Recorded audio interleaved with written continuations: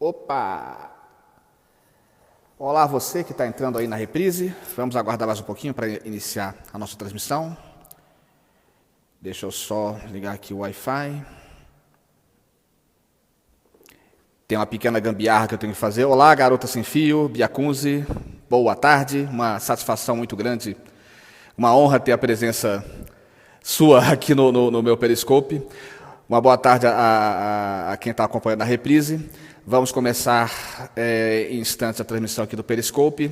A minha transmissão, Bia, é um pouco diferente da sua, porque eu não me alongo muito, né? Eu sou bastante objetivo, direto no que eu vou falar. Às vezes eu enrolo um pouquinho enquanto vai chegando gente para acompanhar a transmissão.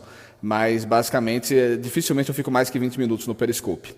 Até porque, como eu falei, eu tenho uma questão aqui, porque como eu uso aqui o Wi-Fi do trabalho, né? E aí tem uma pequena malandragem que eu tenho que fazer aqui, porque se eu tentar entrar no Periscope pelo Wi-Fi, eu não consigo iniciar a transmissão. Então, normalmente eu entro pelo 3G, e aí depois que a transmissão começa, é que eu passo a usar o Wi-Fi.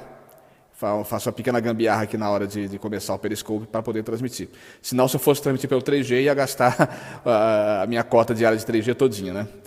Mas, enfim, coisas do Periscope. O Periscope, infelizmente, ela tem essas questões técnicas que atrapalham um pouco, principalmente para quem quer gravar na rua, né? Quem não tem rede Wi-Fi, quer gravar na rua, tem que usar 3G ou 4G, e aí tem uma série de limitações. Mas, enfim, vamos falar um pouquinho do Alexandre Sena Show, edição número 5, que foi ao ar na sexta-feira passada, bem na véspera da votação do afastamento da presidente Dilma, né? Então eu gravei assim meio que na expectativa de que a Dilma ia ser afastada, mas gravei também pensando na eventualidade dela não ser afastada, né? Embora o clima realmente fosse para que o afastamento ocorresse, né? Em política a gente nunca pode contar com os ovos, desculpa o termo, né? Os ovos no fiofó da galinha. Somente depois que a coisa... Ô, Sandra Sobral, olha só, minha colega de UNB entrou para me prestigiar. Tudo bom, Sandra? Enfim, a gente não pode contar com o ovo no fiofó da galinha, então eu gravei não antecipando a aprovação da admissibilidade do impeachment, né, mas colocando que era muito provável que o impeachment passasse na Câmara, mas poderia acontecer alguma surpresa, né? Enfim, acabou que, por uma maioria não muito ampla, né, foi bem mais apertado que a do Collor, em 92. Mas acabou que a maioria da Câmara aprovou o afastamento da presidente. Esse afastamento ainda não aconteceu, porque a sua conexão está péssima ou a minha? Eu não sei, de repente é a minha transmissão aqui, porque eu estou no Wi-Fi corporativo, pode ser que ele seja meio instável. Mas, de qualquer forma... Como eu estava falando, é a sua que está ruim, né, Sandra? Que pena. Mas, enfim, tenta depois assistir na reprise, eu também boto no YouTube, tá? Se você não conseguir assistir aqui no Periscope, eu vou botar a reprise dessa transmissão no YouTube, ok? Aí você pode assistir a gravação mais tarde. Mas, enfim, recapitulando, estava falando do impeachment, foi uma maioria apertada, a do Collor teve muito mais... dimensão, né, o afastamento dele, e a Dilma ainda não saiu porque era falta uma questão lá com o Senado, né, que é do Senado aceitar a admissibilidade, né, do processo, e aí a gente pode dizer que a Dilma efetivamente está afastada do cargo. Efetivamente não, provisoriamente, porque ela vai ter o processo todo do Senado, que pode demorar, mas ela deve se afastar do cargo tão logo o Senado julgue a admissibilidade e instaure o processo de impeachment. Isso aí está previsto acontecer agora em maio. O Senado aceitando a denúncia, né, que veio da Câmara, aí começa o processo, o julgamento, e aí a Dilma é afastada por até 180 dias.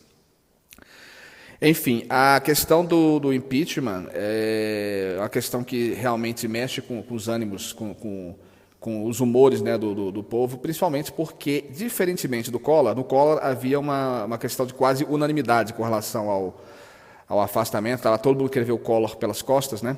Mas no caso da Dilma, a gente tem uma militância muito forte do PT, né, dos apoiadores do governo Dilma, que acabou que fez diferença. Esse processo foi bem mais polêmico, a votação na Câmara foi mais apertada, porque, embora seja uma minoria, que ainda defende a permanência da Dilma no poder, é uma minoria bastante ruidosa, né? São os militantes do PT, que tem todo o histórico de força, né? de resistência política, e também militantes ligados a movimentos sociais, trabalhadores, movimento sem terra, movimento do sem teto, né? Das grandes cidades, trabalhadores ligados a sindicatos, sindicalistas, né? Da CUT, enfim.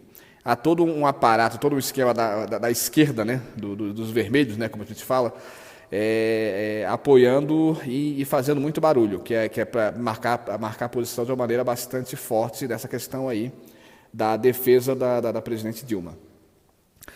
A Dilma, pelo temperamento dela, ela já não aceitava renunciar, então ela também não vai aceitar o impeachment. Acho que ela vai enfrentar o julgamento do Senado, mesmo que o Senado venha a efetivar o afastamento dela e ela fique, inclusive, impedida de concorrer novamente a algum cargo político.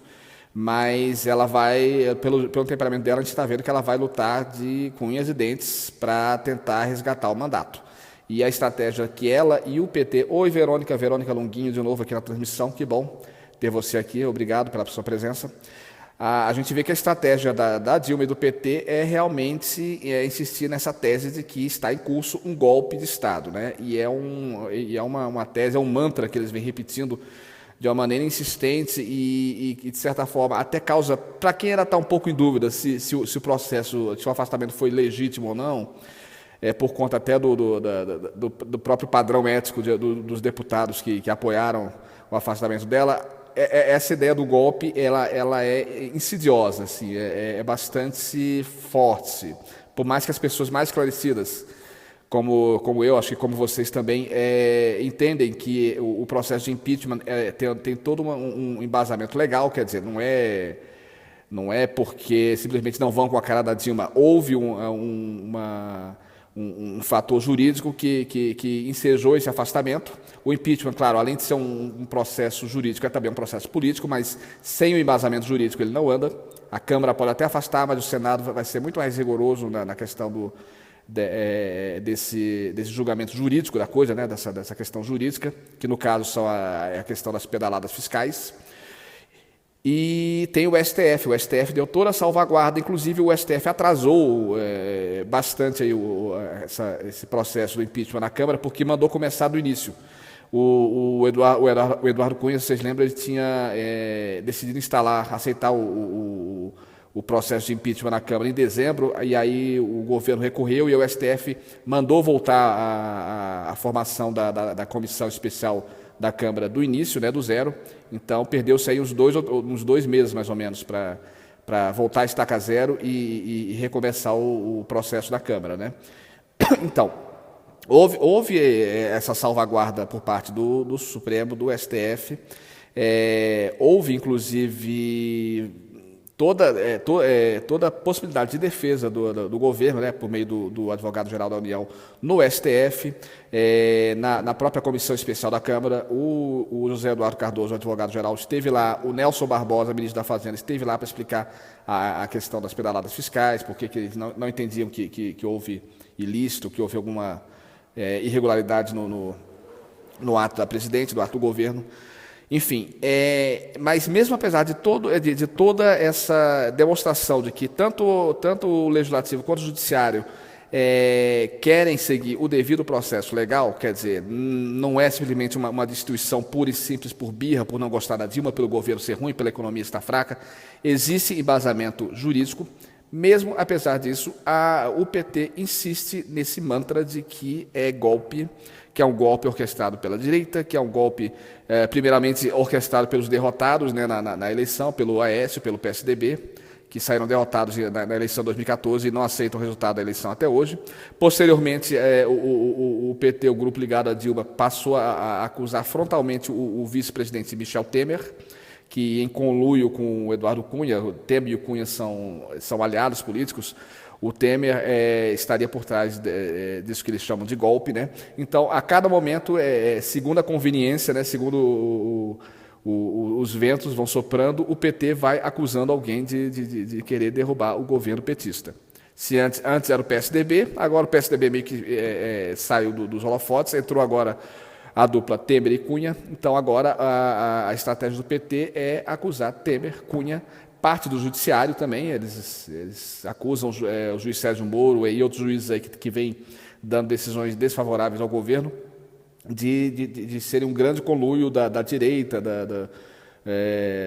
das forças conservadoras, etc., com vistas a encerrar de maneira abrupta os 13 anos de administração petista. Foram 8 anos com o Lula e mais 4 anos do primeiro mandato de Dilma, e agora esse mandato que está sendo abreviado agora, o segundo mandato da Dilma. São 13, né, 13 ou quase 14 anos, enfim. Mas, enfim, esse mantra, é isso que é perigoso, essa repetição contínua de uma ideia. E é uma coisa que é usada tanto no lado petista quanto no lado antipetista, né?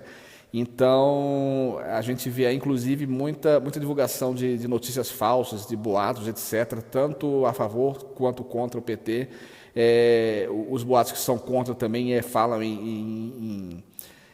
que o PT quer instituir um regime bolivianista, nem sei falar essa palavra direito, enfim, que